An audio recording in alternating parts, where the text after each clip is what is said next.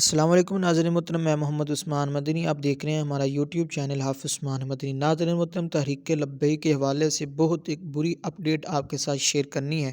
नाज़रीन मोहतरम, जैसे कि आप हमारी स्क्रीन पे देख रहे हैं कि तहरीक लब्बैक के एक बहुत बड़े कारकुनान, एक बहुत बड़े सपोर्टर हाजी नवाज़ गुड्डू साहब को उन्होंने मुल्तान रोड पर उन्होंने पकड़ा और उन पर ज़्यादती की गई। उनके साथ तमाम ज़िम्मेदारान जो हैं वहाँ पर जल्द से जल्द पहुँचे।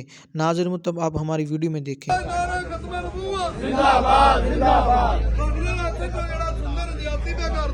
सिक्योरिटी गार्ड ਅਸੀਂ ਸਾਡੀ ਗੱਡੀ ਦੇ ਵਿੱਚ ਦੀ ਅਸੀਂ ਕੰਪਨੀ ਤੋਂ ਲਿਆ, ਉਹਨੂੰ ਫੜ ਕੇ ਅਰੈਸਟ ਕਰਕੇ ਗੱਡੀ ਦੇ ਵਿੱਚੋਂ ਕੱਢ ਕੇ ਤੇ ਜ਼ਿਆਦਤੀ ਪਿਆ ਕਰਦਾ ਸਾਡੇ ਨਾਲ। ਅਸੀਂ ਕੋਈ ਅਸਲਾ ਨਹੀਂ ਰੱਖਿਆ, ਨਾ ਸਾਡਾ ਅਸਲਾ ਨਾਲ ਕੋਈ ਤਲਕ ਹੈ।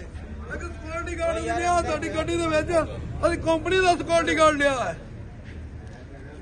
ਜ਼ਿੰਦਾਬਾਦ ਜ਼ਿੰਦਾਬਾਦ ਤਾਜਦਾਰ ਖਤਮੇ ਨਬੂਵਤ ਜ਼ਿੰਦਾਬਾਦ ਜ਼ਿੰਦਾਬਾਦ। ਤੁਹਾਡੇ ਨਾਲ ਹੱਥੋਂ ਜਿਹੜਾ ਸੁੰਦਰ ਜ਼ਿਆਦਤੀ ਪਿਆ ਕਰਦਾ ਸਿਕਿਉਰਿਟੀ ਗਾਰਡ ਅਸੀਂ ਸਾਡੀ ਗੱਡੀ ਦੇ ਵਿੱਚ ਸੀ, ਅਸੀਂ ਕੰਪਨੀ ਤੋਂ ਲਿਆ, ਉਹਨੂੰ ਫੜ ਕੇ ਅਰੈਸਟ ਕਰਕੇ ਗੱਡੀ ਦੇ ਵਿੱਚੋਂ ਕੱਢ ਕੇ ਤੇ ਜ਼ਿਆਦਤੀ ਪਿਆ ਕਰਦਾ ਸਾਡੇ ਨਾਲ। ਅਸੀਂ ਕੋਈ ਅਸਲਾ ਨਹੀਂ ਰੱਖਿਆ, ਨਾ ਸਾਡਾ ਅਸਲੇ ਨਾਲ ਕੋਈ ਤਲਕ ਹੈ। ਇੱਕ ਸਿਕਿਉਰਿਟੀ ਗਾਰਡ ਅਸੀਂ ਲਿਆ ਸਾਡੀ ਗੱਡੀ ਦੇ ਵਿੱਚ, ਅਸੀਂ ਕੰਪਨੀ ਦਾ सिक्योरिटी गार्ड लिया है।